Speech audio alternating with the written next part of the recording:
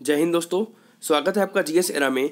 मेरा नाम है अंशुमान और दोस्तों आज हम लोग एक बहुत ही महत्वपूर्ण क्लास लेकर के आए हैं पॉलिटिकल्स अपने भारतीय राज्य व्यवस्था की। दोस्तों बहुत ज़्यादा महत्वपूर्ण क्लास है क्योंकि इस तरीके के क्वेश्चन आजकल आप लोग देख रहे होंगे पीसीएस के भी लेवल में बनना है और यूपीएससी में तो बनते ही हैं। तो दोस्तों आज हम लोग देखने वाले हैं एक तो सबसे महत्वपूर्ण चीज़ है कि संविधान का मूल ढांचा क्या होता है और उसका जो विकास हुआ है उससे रिलेटेड अलग अलग समय में जो भी केस आए हैं, जो भी मामले आए हैं कि जब कोर्ट के पास कोई मामला पहुंचा है मूल अधिकार से संबंधित और वहां पे जो कोर्ट है, जो न्यायालय है, उसने मूल संविधान के ढांचे से संबंधित जो भी अपने निर्णय दिए हैं उनके बारे में देखेंगे, जो प्रमुख केस रहे हैं दोस्तों।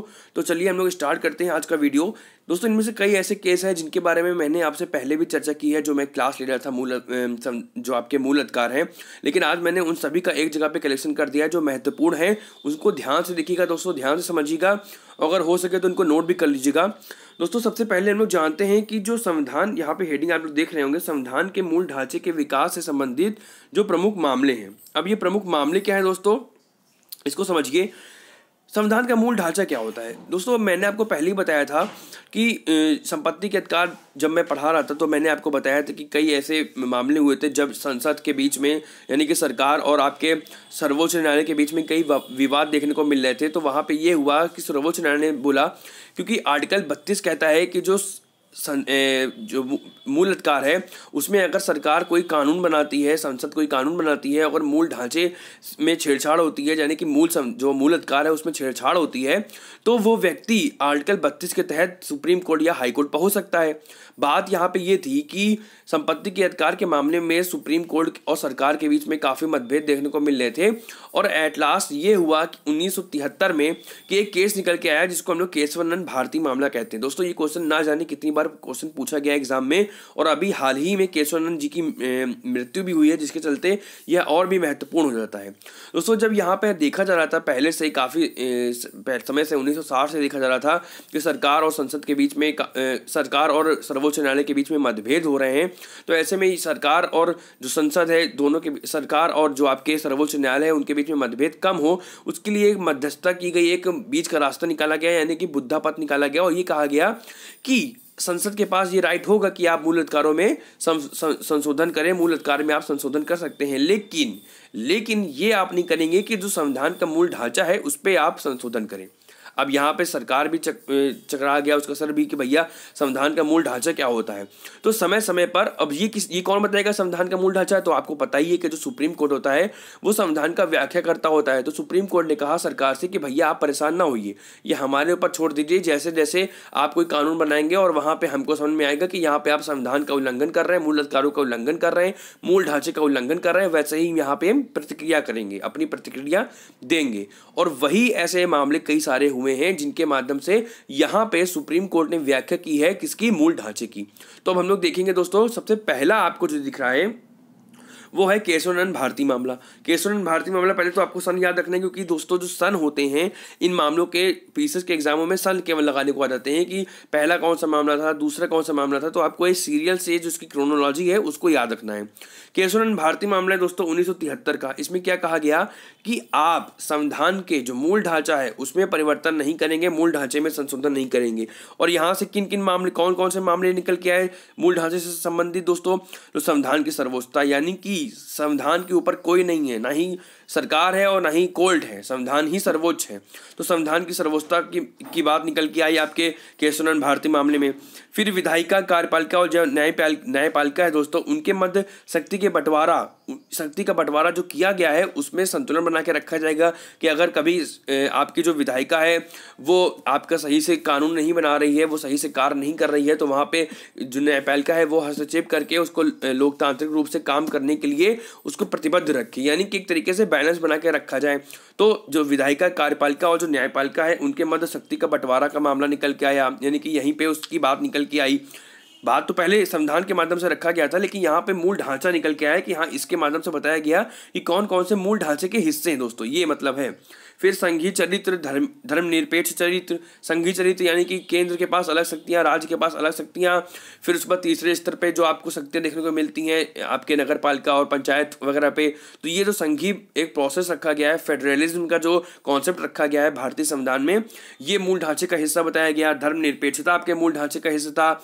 और संप्रभुता, कल्याणकारी राज्य की स्थापना, जो नीति से तत्वों में दोस्तों हम लोग देखते हैं, ये सारी चीज़ें आपकी संविधान के मूल ढांचे का हिस्सा है। साथ में हम लोग देखते हैं संसदीय प्रणाली आपके मूल ढांचे का हिस्सा है। तो ये सारी चीज़ें दोस्तों केशवानंद भारती के मामले में निकल के आया है कि ये संविधान के मूल ढांचे का हिस्सा है। अगर सरकार इनसे रिलेटेड कोई ऐसा मामला कानून बनाती है जहाँ पे इन कानूनों का उल्लंघन होता है, तो वहाँ पे जो आपका सुप्रीम कोर्ट है वो हस्तक्षेप कर सकता है। ठीक, उसके बाद दोस्तों अगला मामला निकल के आता है, बहुत ज़्यादा महत्वपूर्ण है, और ये मामला है मिनर्वा मिल्स मामला 1980 का। दोस्तों ये भी मैंने आपको मूल अधिकारों की क्लासेस में बताया था, तो एक बार अगर आपने नहीं देखे हैं वो सारी वीडियो, तो मूल अधिकार को जरूर देखिएगा दोस्तों, बहुत ज़्यादा महत्वपूर्ण क्लास है वो।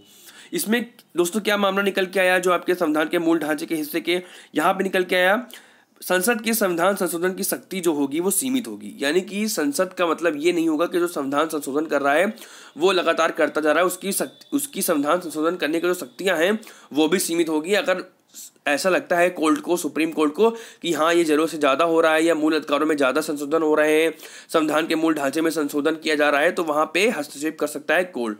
तो संसद की जो संविधान संशोधन की सीमित शक्ति होगी ये एक मूल ढांचे का हिस्सा होगा। फिर दोस्तों न्यायिक समीक्षा, याद रखिएगा न्यायिक समीक्षा जो होगा, जो कि न्यायालय की स्वतंत्रता के अंतर्गत है, वो न्यायिक समीक्षा दोस्तों ये आपके संविधान के मूल ढांचे का हिस्सा होगा। और ये काफ़ी निकल के आता है, क्यों? क्योंकि होता क्या है दोस्तों कि संसद आपके कोई कानून बनाती है जो कि आपके संविधान का उल्लंघन देखा जाता है, अगर कोर्ट को लगता है, तो वहाँ पे जो कोर्ट होती है, सुप्रीम कोर्ट होती है, वो हस्तक्षेप करता है कि भैया आप संविधान के मूल ढांचे का उल्लंघन कर रहे हैं, और ये न्यायिक समीक्षा के अंतर्गत आ जाता है। वहाँ पे सरकार कहती है कि आप हमारे जो कार्यक्षेत्र है उसमें हस्तक्षेप कर रहे हैं, लेकिन जो सर्वोच्च न्यायालय होता है वो कहता है मैं आपकी कार्यक्षेत्र में हस्तक्षेप नहीं कर रहा हूँ, अपितु जो गलत है, अगर आप संविधान के विपरीत काम कर रहे हैं तो वहाँ पर मैं हस्तक्षेप कर रहा हूँ। तो इस मामले में काफ़ी उठापटक देखी जाती है सरकार और संसद और आपके सुप्रीम कोर्ट के मध्य में, कि सुप्रीम कोर्ट कहता है कि आप संविधान का उल्लंघन कर रहे हैं, संविधान के उल्लंघन के अनुसार कानून बना रहे हैं, और जो आपका संसद होता है वो कहता है कि आप हमारे कार्य क्षेत्र में हस्तक्षेप कर रहे हैं। फिर दोस्तों अगला मामला निकल के आता है इंदिरा साहनी मामला। दोस्तों इंदिरा साहनी मामला बहुत ज़्यादा महत्वपूर्ण है, क्योंकि ये लगातार मुद्दे में चर्चा में रहता है, क्योंकि इंदिरा साहनी जो मामला है दोस्तों, पहले तो इसको देख लीजिए, 1992 का है। ये इसलिए महत्वपूर्ण है क्योंकि ये मंडल मामले के रूप में चर्चित है। ये पूछा जा सकता है कि मंडल मामले के रूप में चर्चित जो आपका मामला है वो कौन सा है, तो इंदिरा साहनी मामला। दोस्तों ये जो मामला था, आपको पता ही कि इस वक्त ओबीसी आरक्षण की बात चल रही थी, आरक्षण का मुद्दा काफ़ी गरमाया हुआ था 90 के दशक में, आपका इस वक्त चल रहा था, मंडल कमंडल की राजनीति चल रही थी। तो दोस्तों इस वक्त देखा जा रहा था कि इंदिरा साहनी मामले में ये बात रखी गई कि सरकार के पास 50% से ज़्यादा रिजर्वेशन देने का अधिकार नहीं होगा, आरक्षण देने का अधिकार नहीं होगा ओबीसी, एससी और एसटी को मिला करके। हालांकि वर्तमान में देखा जा रहा है कि ईडब्ल्यूएस 10% आरक्षण दिया गया है, और कई अदर स्टेट भी हैं जो ओबीसी को ज़्यादा आपके रिजर्वेशन दे रहे हैं या फिर एससी एसटी को दे रहे हैं, वो 50% के ऊपर निकल जाता है, जिसकी वजह से यहाँ पर सुप्रीम कोर्ट को बार बार हस्तक्षेप करना पड़ता है, जिसकी वजह से दोस्तों ये बार बार इंदिरा साहनी मामला चर्चे में आ जाता है। तो इसको याद रखिएगा दोस्तों, ये क्रोनोलॉजी के रूप में भी आ सकते हैं, और ये डायरेक्टली क्वेश्चन भी पूछ सकते हैं कि किस मामले में 50% आरक्षण का प्रावधान रखा गया था, तो इंदिरा साहनी मामले में। तो दोस्तों पहला केशवानंद भारती मामला, फिर आपका मिनर्वा मिल्स मामला, फिर दोस्तों इंदिरा साहनी मामला। मामले तो दोस्तों बहुत सारे हैं, लेकिन मैं आपको महत्वपूर्ण बता रहा हूँ जिनसे क्वेश्चन बनते रहते हैं। तो दोस्तों एक एक करके इसको आप याद रखिएगा, अगर हो सके तो इनको नोट कर लीजिएगा। फिर दोस्तों हम लोग आगे बढ़ते हैं, और ये बहुत ही महत्वपूर्ण होने वाले हैं सारे के सारे क्वेश्चन। नेक्स्ट है दोस्तों क्योतो होलोहन मामला। ये कब का है? 1993। जो अभी हमने आपको बताया है इंदिरा साहनी मामला, ये कब का है? 1992 का। और जो क्योतो होलोहन मामला है दोस्तों, ये है 1993 का। और यहाँ से क्या कॉन्सेप्ट निकल के आया, जो मूल ढांचे का हिस्सा था दोस्तों, ये निकल के आया दल बदल मामले के रूप में। पहले चीज तो चर्चित था, जैसे कि आपका मंडल मामले के रूप में चर्चित कौन सा था? इंदिरा साहनी मामला। वैसे ही दल बदल मामले के रूप में चर्चित था क्योतो होलोहन मामला। दोस्तों दल बदल जो कानून है उसको 10वीं अनुसूची के अंतर्गत रखा गया है। जब मैं आपको अनुसूचियां बताऊंगा तब इसके बारे में विस्तार से चर्चा करेंगे। तो इस मामले जो आपका क्योतो होलोहन मामला है, यहाँ से जो मूल ढांचे के हिस्से के रूप में निकल के आया दोस्तों, वह निकल के आया स्वतंत्र निष्पक्ष चुनाव। यानी कि ये जो स्वतंत्र और निष्पक्ष चुनाव करवाया जाता है चुनाव आयोग के द्वारा, ये एक जिम्मेदारी है, ये एक मूल ढांचे का हिस्सा है।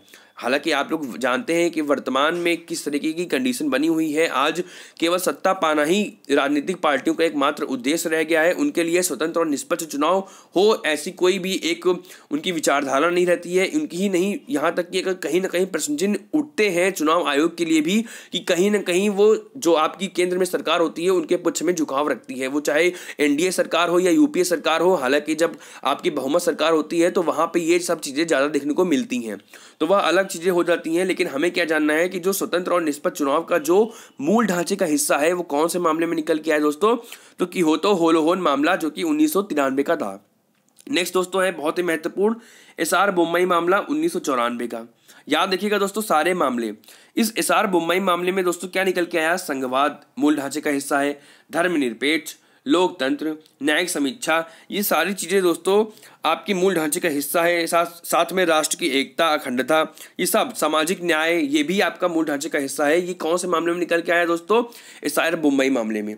एसआर बोम्मई मामला दोस्तों 1994 का था। इसमें ये कहा गया कि आप लोग देखते होंगे कि केंद्र सरकार द्वारा जो विपक्षी दल होते हैं, विपक्षी दलों के द्वारा जो शासित राज्य होते हैं, जैसे मान लीजिए सेंटर में आपकी बीजेपी की सरकार है, या फिर हम लोग बोले सेंटर में आपकी एनडीए सरकार है, और आपके स्टेट में यूपीए की कोई सरकार है, कांग्रेस की सरकार है। जैसे वर्तमान में हम राजस्थान का मामला देख लेते हैं जहाँ पे कांग्रेस की सरकार है और सेंटर में आपको पता ही है बीजेपी की सरकार है। तो जब ये देखा जाता है कि सेंट्रल गवर्नमेंट द्वारा जो आपकी स्टेट गवर्नमेंट की जो उनकी विपक्षी दल की सरकार है उन पर ज़्यादा हस्तक्षेप किया जाता है, उनके कार्य को करने से उनको रोका जाता है, उनमें बाधा उत्पन्न की जाती है।